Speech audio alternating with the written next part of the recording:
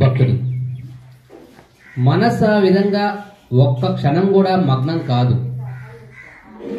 మహర్షి మనసుకు విషయాలకు అతీతమైన అతి దృఢ విశ్వాసము నేను ఆత్మనన్నది ఉండటం చాలా ముఖ్యం. చూడండి, ఈ ప్రశ్న చెప్పారు ఆయనే. మేము అడుగుతున్న ప్రశ్న వచ్చింది మాకు. హే భగవాన్, మరి మనసు ఆ విధంగా ఒక్క క్షణం కూడా మాకు మా దుంపదేగ మాకు ఉండటం లేదయా, ఏం చేయమంట? దానికి భగవాన్ సెలవిచ్చారు. ఏమన్నా ఆయన? మనసుకు విషయాలకు అతీతమైన అతి దృఢ విశ్వాసము నేను ఆత్మనన్నది ఉండటం చాలా ముఖ్యం. ఇది సాధన. నేను ఆత్మను,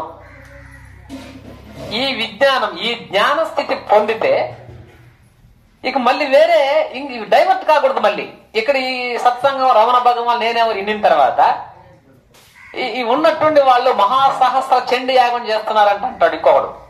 ఆ స్వామి నేను వస్తాను ఆడికి పదం, మరి ఇది లాభం లేదు ఈ ఆడ గ్యాప్ వస్తుంది. ఈ దృఢ సంకల్పం మీదనే నడుస్తూ పోవాలి. నేను ఆత్మ, శరీరం కాదు పెట్టు.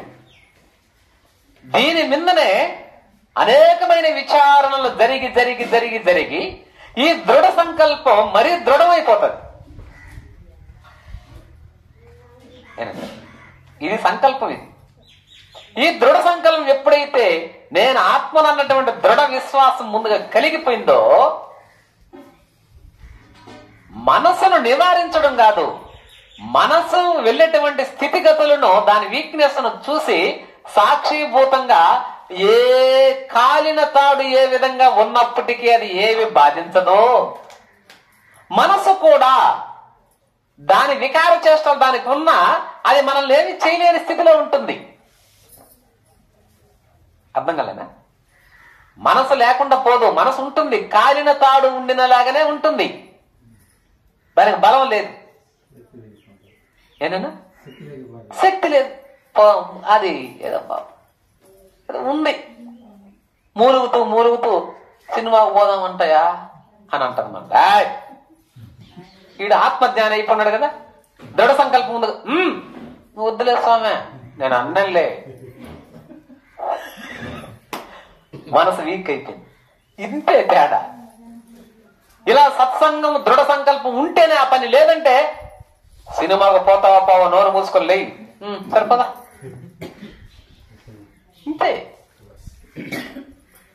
ఈ సాధకులకి మనసు వీక్ అయిపోతుంది, అది మూలుగుతూ అడుగుతుంది. ఎప్పుడన్నా సినిమా కన్నా తీసుకుపోతాడు.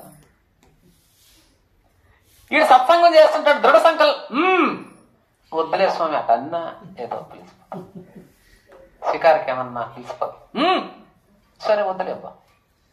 మనస్సు పూర్తిగా పోయిందా? లే, మనసు ఉంటుంది కానీ ఏమైంది? వీక్ అయిపోయింది. ఇక నువ్వు సాధకుడివే, దగ్గరకు వచ్చేసావు. మనసు పూర్తిగా నశించే స్థితికి రావాలి, అది సమాధి.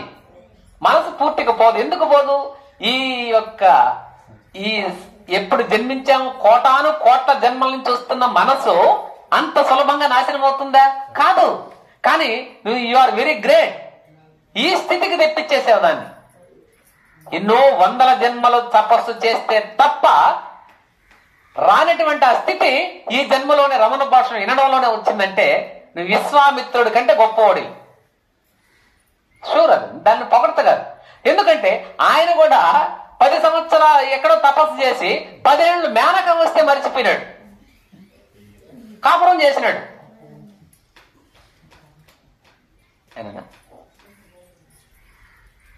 కాపురం చేసి ఆయన మర్చిపోయినాడు. తరువాత కదా శకుంతల జన్మించింది. ఆ రకంగా విశ్వామిత్రుడి కంటే మించావు కదా, ఆయన దాని స్థాయిని దాటేశావు. ఇక నువ్వు కాపురం చేయడం కుదరదు. కాబట్టి మనసును ఒక అదుపులోకి తెచ్చుకున్న వాడి అయిపోయినావు. ఇక గత జన్మల్లో వదిలేసి ఇంకా దగ్గరకు వచ్చేసాం. కాబట్టి ఆ రకంగా మనసును నిర్వీర్యం చేయడానికి ఒక సాధన ఇదే, అంతేగాని బలవంతంగా అనవసపడదు. కొంతమంది యోగ సాధకులు దాన్ని బలవంతంగా అనస్తారు. చాలా మంది దాన్ని తప్పని తేల్చారు. ఏదో తినరాని వస్తువు తిన్నాము, నాలుగు కోసుకోవడం, చూడరాని వస్తువుని చూసాం, కన్ను మీద పొడుచుకోవడం, పీల్చరాని వాసన పీల్చాం, ముక్కును కోసుకోవడం, ఇవన్నీ మనసును అది. ఎందుకంటే వీటికి ఆధారమై ఉన్న మనసు లోపల ఉంది. ఇవి బాహ్య ఇంద్రియాలు. ఇంద్రియాలు ఏమని కాలుస్తావు? ముక్కు ఏం చేసింది? ముక్కు అది రేకదే, దానికి ఏం చేద్దాం? లోపల ఉన్నటువంటి అది వేరే మనసు. మనసును పట్టుకోక ఇటు దీనికి వస్తాడు, దాని వాత పెట్టుకుంటాడు. మనం చేస్తున్న పనులన్నీ అయ్యే. ఏనైనా వాడు పావును పట్టడానికి పుట్టను పట్టుకొని దబా దబా కొడుతున్నాడంట. ఎప్పుడు చచ్చేది పాము? ఏం భాస్కర, ఎప్పుడు చనిపోతుంది? పావును పట్టాలంటే దానికి ఒక టెక్నిక్ ఉంది. బతికుండంగా పడతావా, ఎలా పడతావని అది పద్ధతి.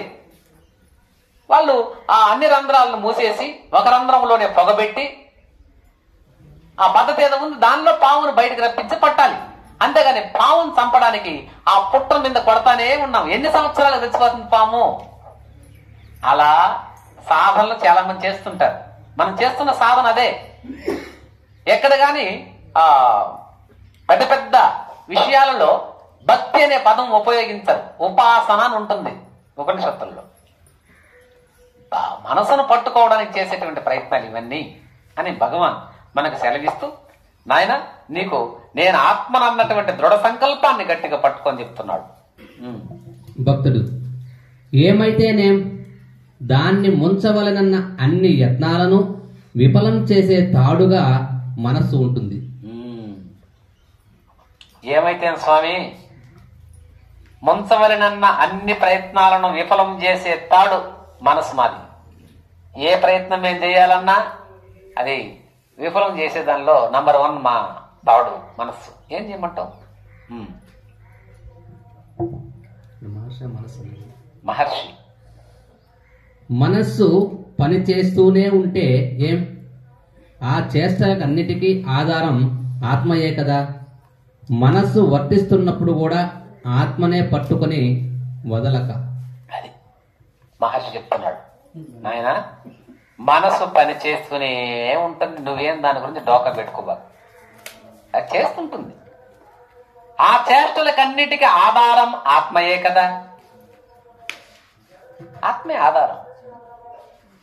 ఆత్మలో ఎటువంటి ఫ్లక్చుయేషన్స్ లేవు కదా. మనసు వర్తిస్తున్నప్పుడు కూడా ఆత్మనే పట్టుకొని వదలక. నీ మనసు పోతూ ఉంటుంది, వస్తూ ఉంటుంది.